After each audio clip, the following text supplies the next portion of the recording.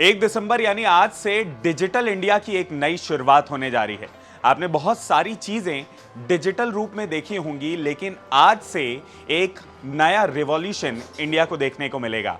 रुपया डिजिटल होने जा रहा है। जी हाँ, हम उन ट्रांजैक्शंस की बात नहीं कर रहे जो डिजिटल तौर पर आप करते हैं यूपीआई के रूप में या किसी और रूप में, एनईएफटी वगैरह के रूप में। हम बात कर रहे हैं डिजिटल रुपया की। डिजिटल होने जा रहा है रुपी, और इसको लेके बहुत सारे सवाल हैं जो लोग पूछ रहे हैं। कई लोगों को ये लग रहा है कि ये गूगल पे, फोन पे, इस प्रकार के पेमेंट सिस्टम जैसा ही है और इससे कुछ अलग नहीं है। दूसरे लोगों को ये लग रहा है कि ये क्रिप्टो करेंसी, क्योंकि ये ब्लॉकचेन पे बेस्ड है, इसलिए उनको ये लग रहा है कि ये क्रिप्टो करेंसी जैसा कुछ नया मामला है जो कि अभी लोगों को समझने में देर लगेगी और इस टोकन को खरीदा जा सकता है। तो ये सारे मिथ्स हैं और बहुत सारी कंफ्यूजन, बहुत सारे सवाल हैं जिनका जवाब आज हम इस वीडियो में देने की कोशिश करेंगे।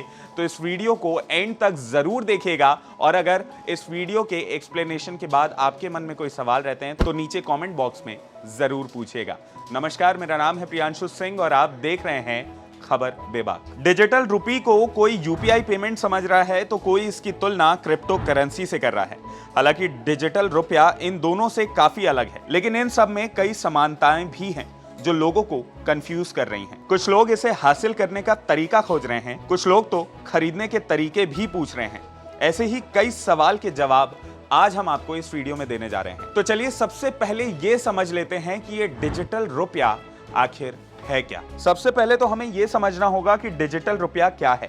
डिजिटल रुपया आपके कैश का ही डिजिटल अवतार है, यानी जिस तरह से आप आज कैश में पैसे को खर्च कर रहे हैं उसी तरह से आप डिजिटल रुपये को भी खर्च कर सकेंगे।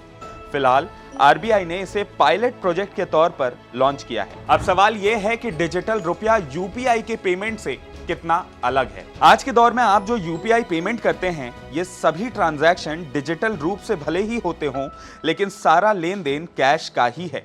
यानी आपने जो पेमेंट की है उसका तरीका सिर्फ डिजिटल था, लेकिन भुगतान कैश में ही हुआ है। अगर आरबीआई इस पायलट प्रोजेक्ट को पूरी तरह से लागू करती है तो ये आने वाले वक्त में कैश ट्रांजैक्शन को रिप्लेस कर सकेगा। अब क्योंकि कुछ लोग इसे क्रिप्टो करेंसी जैसा टोकन समझते हैं, तो सवाल ये है कि क्या हम इसे खरीद सकते हैं।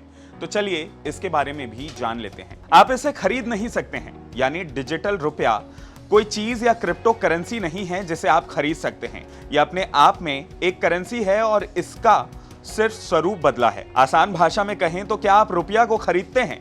नहीं ना, तो फिर आप डिजिटल रुपये को कैसे खरीद सकते हैं?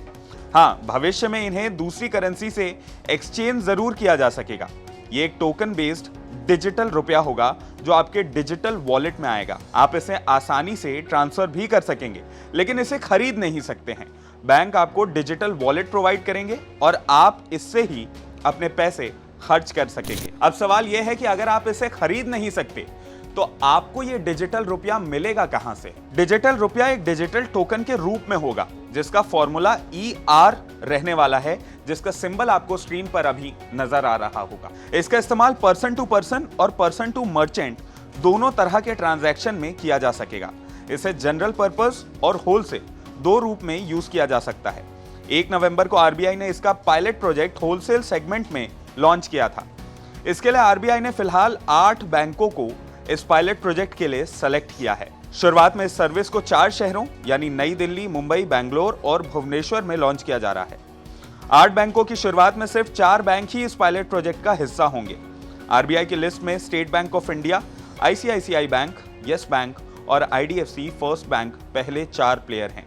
वहीं bank of Baroda, Kotak Mahindra, union bank of India और एचडीएफसी बैंक बाद में इस प्रोजेक्ट में शामिल होंगे।